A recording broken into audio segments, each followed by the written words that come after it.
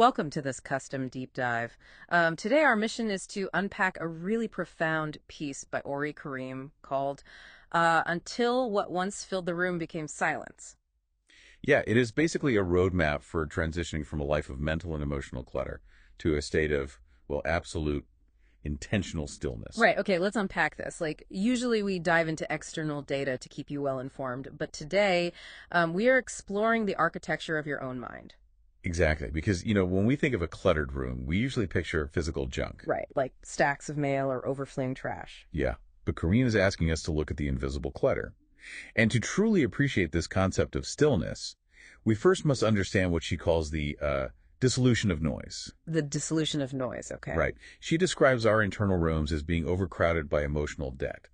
And she defines this not just as sadness, but like the accumulated backlog of unexpressed reactions and lingering resentments. Wow, so it just constantly clogs your mental bandwidth. Exactly. And when you operate under that debt, well, impulse takes the lead. Oh, I see where this is going. Yeah. Impulse acts recklessly, it breaks things in your life, and then it just leaves your sense of peace behind to clean up the mess. So wait, is this basically like a hoarder's closet? But instead of old sweaters, it is just packed with our own knee-jerk reactions. That is one way to look at it, sure. Actually, wait. If impulse is actively breaking things, a closet feels too passive. Like it sounds a lot more volatile than that.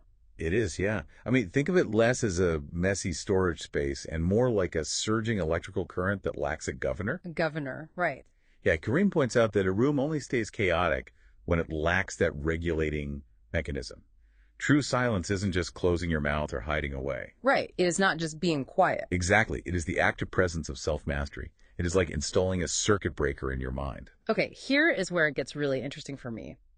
But how do we actually force that shift when the pressure to react is just so intense? That is the hard part, right? Yeah, I mean, if someone sends me an infuriating email, my brain does not want a circuit breaker. It wants to fire back immediately. So how do we actually build this? Well, Kareem maps out a mechanical progression for cleaning out that room.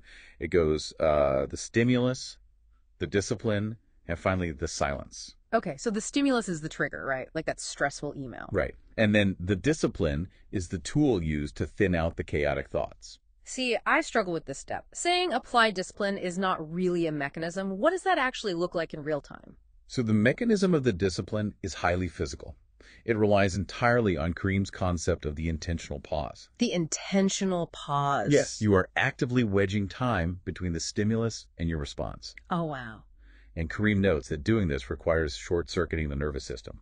Taking a deliberate physical breath forces your parasympathetic nervous system online. Which literally buys your brain the 3 crucial seconds it needs. Exactly. Just enough time to choose a measured response over a frantic reaction. So, what does this all mean then? If that pause creates a wedge of time and the noise drops away, my worry is that making the mind silent just makes it a void. Does she want us to be completely empty? No. She explicitly warns against that assumption, actually. Kareem calls the final stage the Harvest of Stillness. The Harvest of Stillness? That sounds nice. It is. The resulting silence is not an empty void. It is a built, ordered environment. But to harvest it, you have to fundamentally retrain your mind. Retrain it to do what, exactly? To value the long-term stability of the soul over the short-term satisfaction of the ego. Meaning we have to swap out a cheap thrill for structural integrity. Yes, beautifully put. Like the ego demands the immediate gratification of snapping back at someone, but denying that impulse actually reinforces the foundation of your mind. And that structural integrity is the entire goal. By repeatedly practicing the pause, the messy words and chaotic habits that drag you toward turmoil just begin to vanish. That makes a lot of sense. Yeah, the silence you build becomes incredibly functional.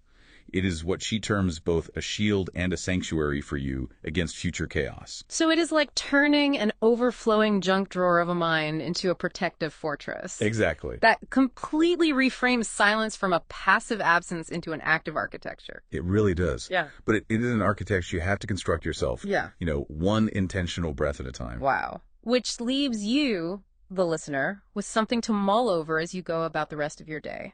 If the room of your mind became completely intentionally silent right now, what is the very first thing you would finally be able to hear?